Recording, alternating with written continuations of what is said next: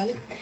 Mi objetivo no es contaros todas las herramientas que hay de inteligencia artificial en cardiología, los pros, los contras y empezar a hacer un resumen, sino quiero que entendamos la importancia de la inteligencia artificial y el cambio que está suponiendo en la sanidad, porque está cambiando la asistencia médica y porque va a facilitar mucho la labor de los médicos, que en los últimos años dedicamos un 50%, más de un 50% a burocracia y un 50% al paciente, y esto puede ser una gran ayuda. Vamos a hablar también de sus limitaciones, no todo es maravilloso. Como no sabía muy bien el foro, he traído una serie de conceptos básicos para aprender a interpretar las herramientas, a leer los artículos en los que se presentan cosas de inteligencia artificial o de machine learning, y luego 2 ejemplos prácticos que estamos diseñando en el grupo, en Quirón Salud. No sé si sabéis que hay un departamento que se llama C-Salud, que es para precisamente todos estos temas de investigación y de creación de herramientas, que antes éramos 4 hospitales y gracias a Dios ahora ya somos 60 hospitales participando en esos proyectos, ¿vale? Entonces, por seguir una lógica, he empezado con un poquito de historia para que sepamos un poquito la evolución de la inteligencia artificial. ¿Sabéis cuándo empezaron los primeros trabajos de inteligencia artificial? ¿Cuándo se acuñó el término inteligencia artificial? Así a bote pronto. ¿Antes del 2000 o después del 2000? Antes del 2000, sí. El término se acuña entre los años 1945 y 1950. De hecho, el primer trabajo que hay sobre inteligencia artificial lo publicó Alan Turing en el año 1950. Se llama Computing Machinery and Intelligence y paradójicamente está publicado en una revista de filosofía, ¿vale? Él, en su primera pregunta, plantea: ¿las máquinas pueden pensar? Y como definir el término pensar es muy difícil, pues dice, vale, las máquinas imitan, y crea este test que se llama Imitation Game o Turing Test, en el que ha evolucionado muchísimo, pero que básicamente lo que plantea es 3 actores, un humano, un computador y un interrogador, y el interrogador va haciendo preguntas que les van respondiendo, y él tiene que adivinar si está respondiendo la máquina o está respondiendo el humano. Se considera que se supera el test si el interrogador falla en más de un 30% de las veces en una conversación como de 5 minutos. Pues este test se superó por primera vez en el año 2014, cuando uno de los ordenadores lo que hacía era imitar a un niño ucraniano de unos 13 años. Ahí por fin la máquina engañó al humano. Y eso es lo más controvertido de este test, y es que parece que la inteligencia artificial nos viene a imitar o a engañar. Por eso lo criticaron tanto, cuando no es así, es todo lo contrario, nos viene a ayudar. Y esta es la base de los asistentes virtuales tal y como los conocemos ahora, el Turing Test, ¿vale? La primera herramienta de inteligencia artificial aplicada a la medicina, ¿aproximadamente qué año? No os digo cuál es la herramienta. Pues después, ¿no? Después.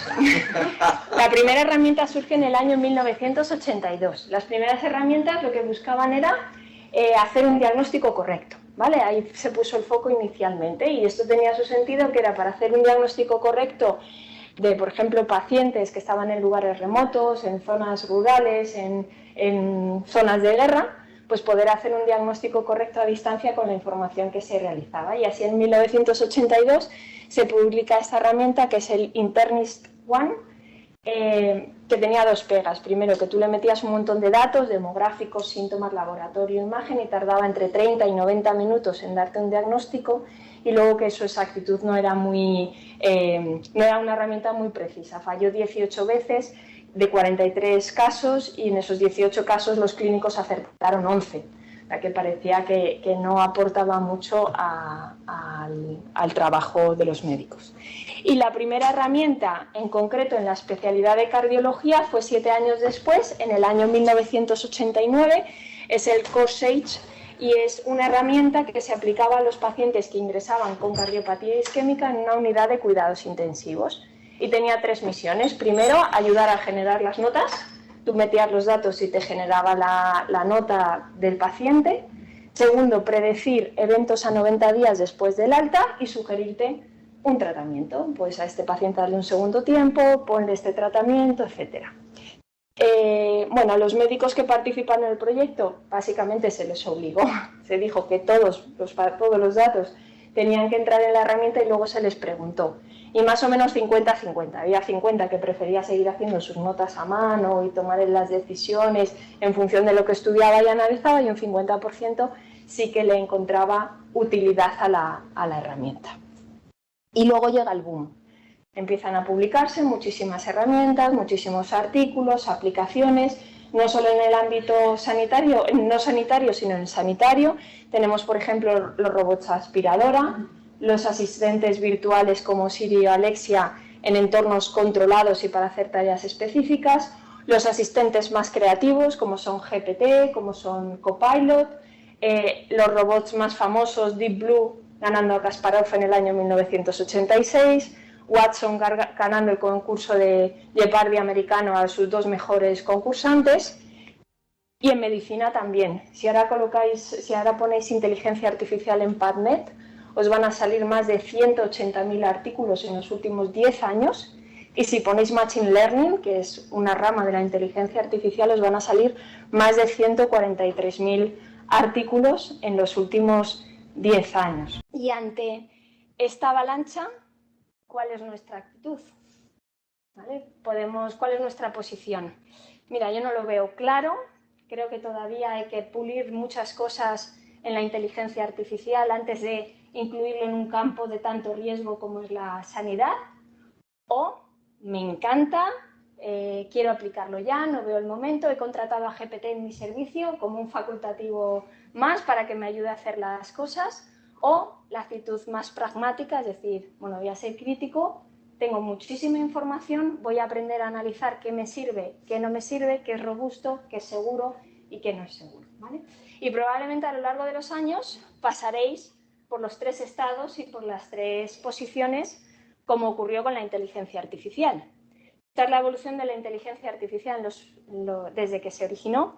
Al principio, mucho entusiasmo, mucho desarrollo, mucha inversión, muchas aplicaciones, y a partir de aproximadamente 1965 hasta 1990 entramos en una segunda fase que han denominado el invierno de la inteligencia artificial, y es porque se publicaron 2 informes, el ALPAC y el informe Lighthill en Reino Unido, en el que venían a decir que la inteligencia artificial en todo este tiempo no había alcanzado ninguno de los propósitos, ninguno de los objetivos por los que se inició, y que era absurdo seguir invirtiendo, y les hicieron caso y cayeron en picado las inversiones, no solo en el Reino Unido, no solo para el proyecto de la traducción automática, sino en toda Europa.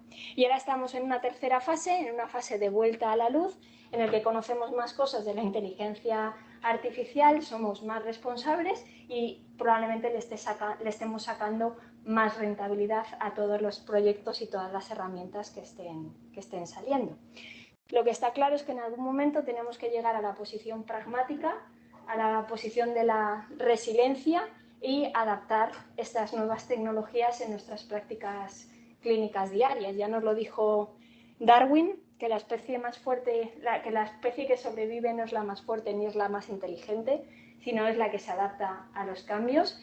Y también nos lo ha dicho Alvin Toffler, que es un sociólogo y futurólogo de Estados Unidos, donde dice que el analfabetismo del siglo XXI no va a ser no saber leer, escribir, sumar o restar, sino que va a ser no tener la capacidad de aprender, desaprender y volver a aprender rápidamente, ¿vale? Pero yo entiendo que esto es difícil porque es que en las facultades de medicina no nos han enseñado a hacer este tipo de medicina, es otro tipo. Entonces, antes de implementar un tratamiento hemodinámico, un tratamiento farmacológico o cualquier otra técnica, lo primero que hay que hacer es conseguir una capacitación mínima, una curva de aprendizaje y estar constantemente renovándose, ¿no?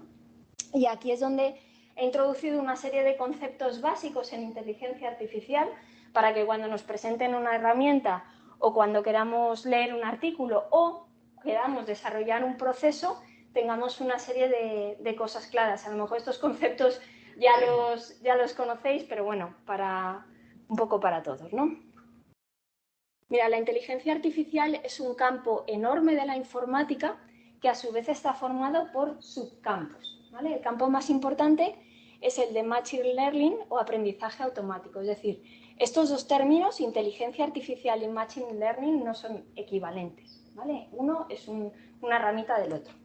El aprendizaje automático es la tecnología que desarrolla algoritmos o modelos que son capaces de aprender y mejorar a medida que le vamos dando más datos y con la experiencia, es decir, tiene un comportamiento prácticamente humano. ¿Cuál es la diferencia entre la programación y el Machine Learning? Pues que en la programación yo pongo, oye, si ocurre A, haz B. Mientras que en el Machine Learning lo que le decimos, mira, tengo toda esta serie de datos, vamos a ver qué hacemos con ellos, ¿vale? Dentro del Machine Learning vamos a tener tres tipos, supervisado, no supervisado y por refuerzo. El aprendizaje supervisado es cuando yo tengo una serie de datos y ya tengo resultados, ¿vale? Es decir, por ejemplo, tengo un paciente con una serie de características y ya sé si tuvo un infarto agudo de miocardio o no, tengo una etiqueta, ¿vale? Entonces, esa serie de datos los introduzco y los analizo y creo un modelo que luego me va a servir para predecir ese evento o esa etiqueta cuando le introduzca datos nuevos, ¿vale? Esa es la forma más frecuente de hacer inteligencia artificial en medicina en la práctica clínica, ¿vale? El no supervisado es cuando yo tengo un montón de datos, pero no tengo etiqueta, no tengo evento final. Por ejemplo, uno de los trabajos que hice para el máster es cogí todos los pacientes a los que habíamos hecho valoración no presencial durante la pandemia, porque se los hicimos al 90% de los pacientes, y le pedí al programa que me los clasificara en pacientes con características similares. Me hice una serie de clúster o agrupaciones y ya me puse a definir las características de cada uno de ellos y cuál había sido la evolución de esos pacientes después de un servicio no presencial. Pero partía de datos que no sabía por dónde iban a salir porque no tenían ninguna etiqueta. El no supervisado también, por ejemplo, es lo que hacen los supermercados, que son las asociaciones. Los supermercados, ¿por qué la leche entera está al lado de los plátanos? Porque por aprendizaje automático no supervisado han visto que las personas que compran leche entera compran plátanos. Y entonces te lo ponen juntos en los supermercados. Eso está muy estudiado. En medicina es igual. Esto es un ejemplo que se me ocurrió mientras preparaba la presentación, pero yo puedo ver mediante un estudio que a los pacientes a los que le pongo oxigenoterapia durante un ingreso, a los 3 meses casi todos necesitan tratamiento con hierro. Pues valoro una asociación y me adelanto a una necesidad, ¿vale? Y luego el aprendizaje por refuerzo es lo mismo. Yo tengo datos sin evento final, sin etiqueta final, los introduzco en un algoritmo que se expone al ambiente, a la realidad, y en función de los resultados que va obteniendo, se le penaliza o se le recompensa. Así, por ejemplo, se utilizan los algoritmos para los coches automáticos. Les pones una serie de datos, les metes en un ambiente inicialmente controlado y si atropella al peatón, pues le penalizas para que vaya aprendiendo. Y si no se salen las curvas, pues le refuerzas. ¿Y en medicina dónde se aplica esto? Pues en la medicina de precisión, por ejemplo. Tú tienes a un paciente con una serie de características, el algoritmo te recomienda un tratamiento concreto, una dosis concreta de una medicación, pero en la vida real puede que ese medicamento le lleve a la curación o a la recuperación, entonces recompensas o le produzca un efecto adverso y entonces penalizas y así el algoritmo va aprendiendo y va mejorando en sus predicciones, ¿vale? El Deep Learning es una rama del Machine Learning, ese aprendizaje profundo, automático profundo, y hace referencia a las redes neuronales.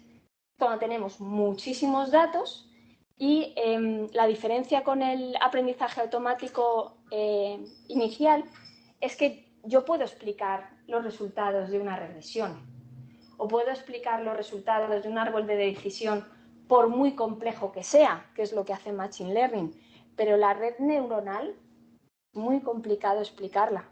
De por qué coge los datos, le aplica una función neperiana, aquí le aplicamos una función lux, hace un montón de funciones que yo no sé explicar por qué está haciendo esas cosas para hacer la predicción. Eso es como una especie de caja negra y por eso se utiliza para los problemas más complejos que existen en sanidad.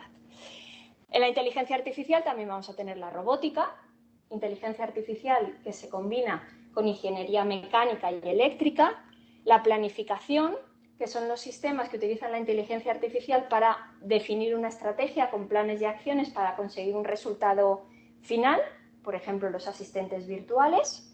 Los sistemas de expertos, que esto ya es la combinación de todas las tecnologías para crear un sistema que es capaz de tomar decisiones correctas de forma automática, ¿vale? Pero todo esto se tiene que nutrir de datos. Es la esencia de la inteligencia artificial. Y esos datos pueden venir de bases de datos, de texto libre con el procesamiento del lenguaje natural, de imágenes, de voz, de muchas herramientas, ¿vale? Esto es las técnicas que os podéis encontrar cuando os presentan cosas o si queréis pensar algún tipo de proyecto. Y lo siguiente, lo importante es saber cómo es la robustez de esa herramienta o de ese algoritmo que nos están presentando para saber si es útil o si lo debo aplicar o no lo debo aplicar, ¿vale? Os recomiendo este artículo que utiliza las redes neuronales para la predicción de rehospitalización por insuficiencia cardíaca a los 6, 12 y 24 meses después de haber tenido un infarto agudo de miocardio. Yo os lo recomiendo porque lo explica fenomenal. Desde el paso 1 hasta la evaluación de las métricas, por qué selecciona uno, por qué selecciona otro, ¿vale? Y es en el que me voy a apoyar para explicaros los pasos básicos, ¿vale? Cuando queremos empezar un proyecto o analizar un artículo, por ejemplo, que estamos leyendo, lo primero que vamos a encontrar es la extracción de datos. ¿De dónde vienen esos datos y qué datos se han extraído? Aquí el papel del clínico es fundamental. Él es el que va a decidir qué datos se recogen, cuáles son buenos, de dónde los vamos a sacar.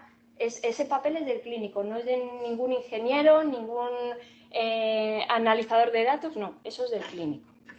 Una vez que tengo una base de datos extraída, hay que preprocesarla.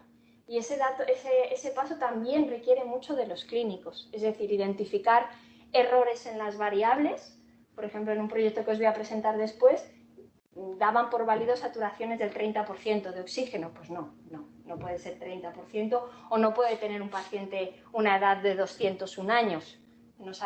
Vale, pues ahí está la labor del clínico, del médico para gestionar todo esto, porque los ingenieros van con los datos a otro ritmo, ¿vale? O para ver qué hacemos con las variables perdidas. Es decir, me faltan muchos datos, pues quito la variable. O, bueno, pues vamos a hacer un modelo para predecir qué valor le tocaría, o por sistema les voy a poner esto, y esa decisión también es de los clínicos, ¿vale? Es muy importante cuando leáis artículos o cuando os presenten la base de datos que observéis las clases, ¿vale? Las diferentes etiquetas. Que veáis que las etiquetas o eventos finales están bien puestos, pero sobre todo que están proporcionados. Es decir, si yo estoy intentando hacer un modelo en el que quiero predecir las rehospitalizaciones y de 11.000 pacientes, 10.600 no rehospitalizaron, pues el modelo es complicado que nos prediga la rehospitalización. Lo que nos va a predecir va a ser la no rehospitalización, porque es donde tiene más muestras, ¿vale? Entonces, si veis que en un artículo, veis que en estas muestras ocurre esto y no hacemos nada, el algoritmo ya no va a estar bien y luego veremos por qué, ¿vale? Hay que hacer algo. ¿Y qué es lo que hacemos? Sobremuestrear. Es decir, intentar aumentar esta población, esta clase que la tenemos claramente disminuida o desequilibrada. ¿Cómo hacemos eso? Yéndonos a nuestra base de datos original para extraer más pacientes, o hay técnicas que se pueden utilizar como duplicar estos pacientes, los replicamos varias veces, o hacemos combinaciones aleatorias de los datos de estos pacientes para generar nuevos pacientes sintéticos, como que digamos, no reales, y así conseguimos balancear la muestra. Cuando ya tenemos nuestros datos procesados, balanceados, ¿qué tendréis que encontrar? Que esta muestra os la dividen, ¿vale? Tenemos que utilizar parte de esta muestra para entrenar el modelo, para generar el modelo, y parte de esta muestra para luego testearla, ¿vale? Y además la proporción es muy importante. Si yo para crear el modelo utilizo prácticamente toda mi base de datos, pues probablemente el modelo sea muy bueno para predecir esa base de datos, pero cuando la intento generalizar a datos de la vida real no funcione. La proporción más habitual que os vais a encontrar es 80% para entrenar, 20% para testear. Si dividen la entrenamiento en un tercer grupo, es porque estamos utilizando redes neuronales y para ajustar el entrenamiento hay que ir modificando muchos parámetros y necesitamos una muestra de validación, ¿vale? Pero es importante que dividan los datos así y en esas proporciones adecuadas para que luego sea aplicable. Y lo más importante, vamos a evaluar los resultados. Generalmente en estos resultados os presentarán matrices de confusión para ver los verdaderos negativos y positivos, falsos negativos y falsos positivos, y aquí también es súper importante la labor del clínico, porque él es el que sabe qué error no puedo cometer. Es decir, si yo estoy evaluando rehospitalizaciones, yo no puedo equivocarme y decir, tranquilos, este paciente no va a hospitalizar de nuevo y que luego lo haga. Sin embargo, si digo que va a hospitalizar y luego no lo hace, pues no, mejor para él. ¿Vale? Es definir qué error no podemos cometer y contárselo a los ingenieros para que ellos reajusten los umbrales del algoritmo para que minimicen ese error que no debemos cometer bajo ningún concepto. ¿Vale? Y luego estas son las medidas. Igual que en los artículos tenemos sensibilidad, especificidad, valor predictivo positivo, pues aquí utilizamos otro tipo de métricas. ¿Vale? Si en un artículo solo os dan el accuracy o exactitud, dejar de leerlo. ¿Vale? El accuracy o exactitud, si solo os dan este parámetro, es el parámetro más simple que os pueden dar, que es predicciones correctas frente al total de predicciones, ¿vale? Predicciones correctas de cualquier tipo. Por ejemplo, en este primer recuadro, donde tenemos una muestra, estamos utilizando la muestra que no hemos balanceado, es decir, que tenemos 10.600 pacientes que no hospitalizaron frente a 400 que sí. ¡Buah! Pues los modelos son buenísimos, mirad qué exactitud. Claro, son buenísimos porque predicen solo la no rehospitalización. Tiene una especificidad muy alta, pero no me predice, tiene sensibilidad del 0%, no predice para nada que un paciente se vaya a hospitalizar o no. No nos sirve estos algoritmos por muy bien que esté la exactitud, ¿vale? Si nos vamos ya a las muestras balanceadas, vemos que tenemos unos parámetros de exactitud muy similares, pero ya tenemos unos parámetros de especificidad y de sensibilidad y precisión mejor, ¿vale? El de la especificidad es el clásico, que conocéis para otros artículos. El recall, lo llaman aquí recall, pero es la sensibilidad, ¿vale? Y la precisión hace referencia también a su capacidad para detectar los casos positivos, en este caso rehospitalizaciones. Es verdaderos positivos sobre el total de positivos, ¿vale? Mientras que sensibilidad, si recordáis, es verdaderos positivos sobre el total de casos. La mejor medida, o sea, lo que yo voy a buscar en un artículo de inteligencia artificial o cuando me presentan una herramienta, lo que mejor me va a decir cómo es de preciso, de robusto ese modelo, es el F1 Score, ¿vale? Porque el F1 Score combina la información de la precisión y de la sensibilidad, ¿vale? Es decir, si me tengo que quedar con un modelo, me voy a quedar con el modelo que mejor F1 Score tiene, ¿vale? Igual que el área bajo la curva, que es una medida clásica, que en este caso se combina precisión y sensibilidad, ¿vale? Cuando leemos un artículo no solo nos vamos a quedar con cómo es la herramienta, sino que a la hora de aplicarlo tenemos ya mucha normativa a nivel europeo, a nivel de la OECD o a nivel de determinadas instituciones. Tenemos que ver cómo cumple el Reglamento General de Protección de Datos esas herramientas. Para que os hagáis una idea, el paciente debe saber, y se pide su consentimiento, que sus datos se están introduciendo en una herramienta de inteligencia artificial y que parte de la decisión que podamos tomar puede verse influenciada por lo que diga esa herramienta. Está en su derecho y debe conocerlo y dar su consentimiento, porque él puede negarse. No, conmigo no utilice esa... También hay negacionistas entre los pacientes, es decir, los pacientes tienen que estar informados. Por supuesto, si estamos utilizando un dispositivo de algún tipo, tiene que tener el certificado de la Comunidad Europea, debe cubrir los derechos fundamentales. Hay herramientas de inteligencia artificial que aumentan las desigualdades entre los pacientes por las cosas que incluye, incluyendo raza, origen. Dice, pues a estos pacientes incrementa desigualdades, entonces en eso hay que tener mucho cuidado. Y tenemos que estar tranquilos que si hemos analizado bien la herramienta, vemos que es robusta, que es fiable, que es segura, que cumple el reglamento General de Protección de Datos, que no genera inequidades, que es ética, pues el tema de la responsabilidad y rendición de cuentas cuando finalmente hay un daño al paciente por la aplicación de estas herramientas es algo también que quedará definido, pero igual que ocurren cosas cuando operamos o cuando hacemos cualquier tipo de complicación, se asumen con este tipo de herramientas, ¿vale? Y ya para no aburriros más, os he traído unos ejemplos prácticos que además están diseñados en el grupo. En concreto van a ser muy útiles para, o creemos que van a ser muy útiles para el servicio de cardiología, porque nos ayudan a ahorrar tiempo, mejorar la calidad de nuestra asistencia y nos van a ayudar a tomar decisiones, ¿vale? Voy a empezar por el de la toma de decisiones, porque es probablemente menos espectacular que el otro, que sé que os va a gustar. Este proyecto se inició en CESalud, pasó el comité ético y es un proyecto que lo que hace es crear un modelo de aprendizaje automático en la predicción del mejor tratamiento diurético para los pacientes hospitalizados con insuficiencia cardíaca congestiva. ¿En qué se basa o por qué creamos este proyecto? Pues lo creamos porque los algoritmos, los documentos de consenso, las guías, nos dicen para los pacientes con congestión que empecemos con una dosis, que evaluemos precozmente en un servicio de urgencias con 500 urgencias al día o en un servicio de cardiología con un determinado ratio por enfermera, pues que evaluemos precozmente si ese tratamiento está siendo eficaz y si falla, es decir, tenemos que esperar a que ese tratamiento diurético falle, ya incrementamos las dosis. ¿Que va bien? Fenomenal. ¿Que seguimos sin conseguir que funcione? Pues volvemos a hacer un ajuste.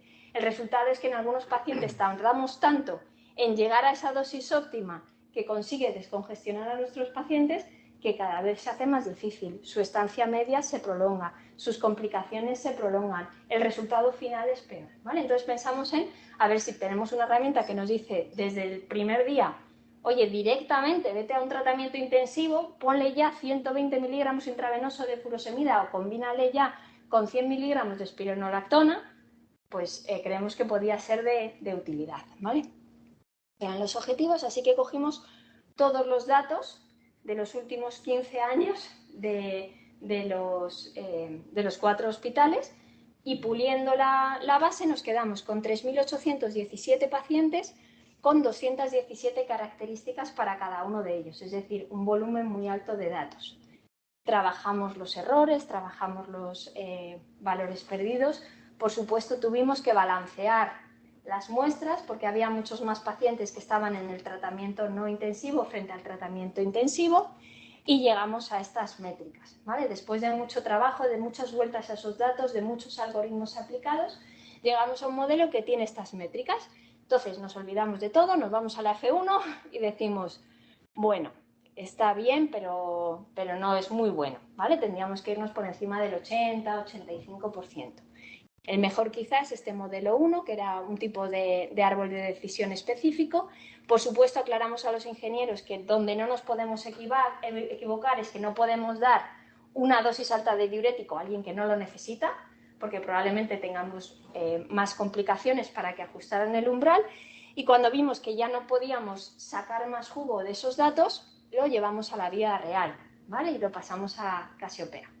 Hicimos un apartado para la ayuda a la decisión, donde en las primeras 24 horas, con todas las características de los pacientes y como ya lo metíamos a la vida real, a datos actuales, podíamos incorporar otras variables como el sodio en orina a las 24 horas de haber empezado con el tratamiento diurético, hemos empezado a entrenarlo.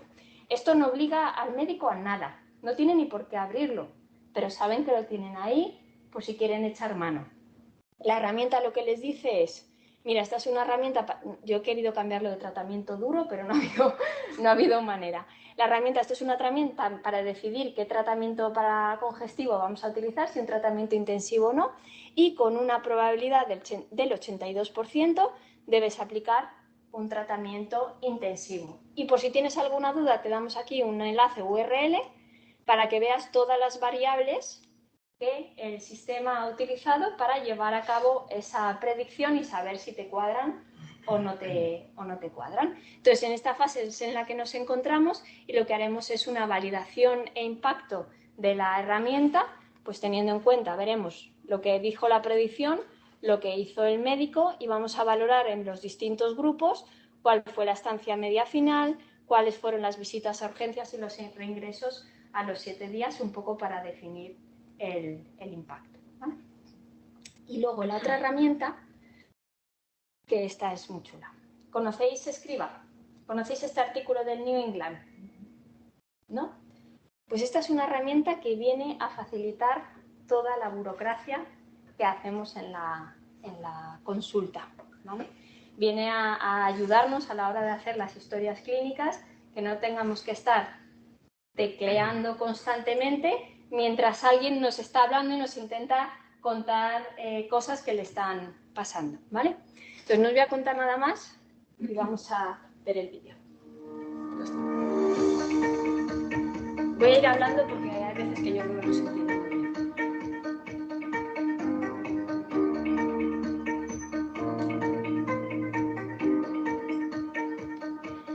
Una consulta tradicional, ¿no? Con el ordenador, mirando a la pantalla, el paciente intenta contarnos un momento que estoy escribiendo su exploración, la que le acabo de hacer.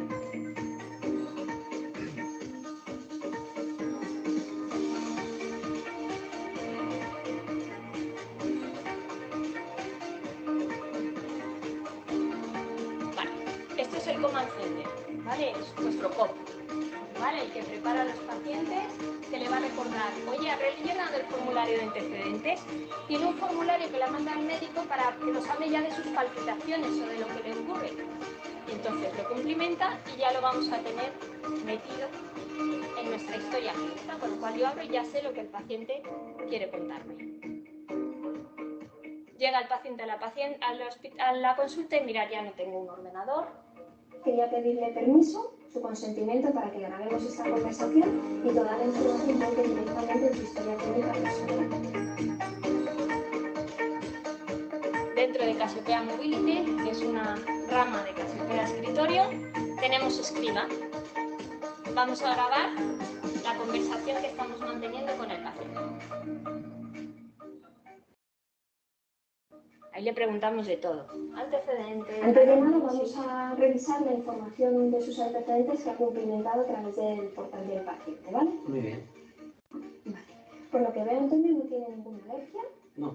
No fuma ni ha fumado nunca. Bueno, estoy ahí en proceso de dejarlo. Sí, ¿cuánto está fumando? Pues unos 4 cigarrillos al día más o menos. ¿Y cuánto fumaba antes? Pues un paquete. O sea, hay un error en los antecedentes. Él nos ha puesto que no. La realidad es que sí. Pues aunque debe seguir así y seguir reduciendo el consumo de tabaco porque es bueno para la salud, de momento lo tenemos que considerar para el consumo. Vale. Escriba, lo detecta y lo corrige.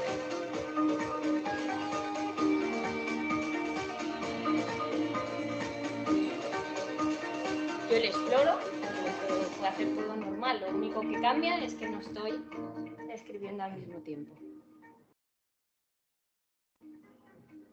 Revisando las pruebas que se hizo antes de venir a la consulta. Pero sí es verdad que en el electrocardiograma hay una variante de la normalidad que me gustaría enseñarle para que entienda que eso no tiene su corazón, que no implica ninguna alteración en el funcionamiento y si en el futuro alguien le hace un electro y le enseña a demuestra lo mismo, a usted ya se la han explicado y sabe. El objetivo de esta parte es que yo le puedo enseñar la prueba y ahí se lo estoy enseñando en el móvil, pero en las consultas del futuro habrá una pantalla donde yo le enseño su electro y le cuento esa variante y como no estoy escribiendo, tengo tiempo para contarle estas cosas. Sí es verdad que prefiero que no siga haciendo ejercicio de alta intensidad hasta que le hagamos una prueba de esfuerzo. Hasta que le hagamos esa prueba le voy a recetar una medicación. Se llama bisoprolol de 2,5 miligramos. Vamos a ver. El paciente ya se ha ido y ahora me dedico a ver qué es lo que hay en la historia. Paro la grabación y la envío. Y entonces se manda al sistema. La grabación no se va a guardar, ¿eh? La grabación se pierde. Solo voy a tener los datos. voy validando la prueba de esfuerzo que le he pedido, la medicación que le he pedido, todo eso viene marcado y la puedo modificar en el momento.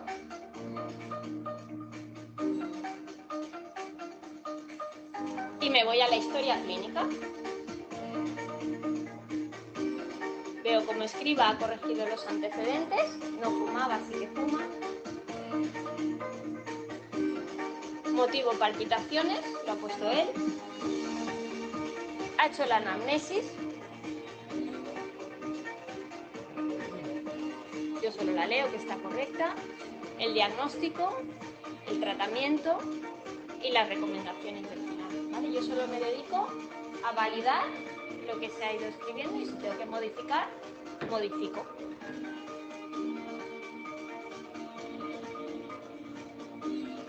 Genera el informe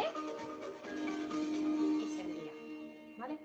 Este caso es, o sea, el chico no es real, pero hicimos una prueba de palpitaciones y lo que se transcribió es tal cual. Se han hecho más pruebas en más especialidades. En cardiología se ha probado con otra serie de diagnósticos, insuficiencias cardíacas, dolores torácicos, cirugía general, es decir, se está probando con un montón de médicos de todo el grupo para validar y entrenar la herramienta.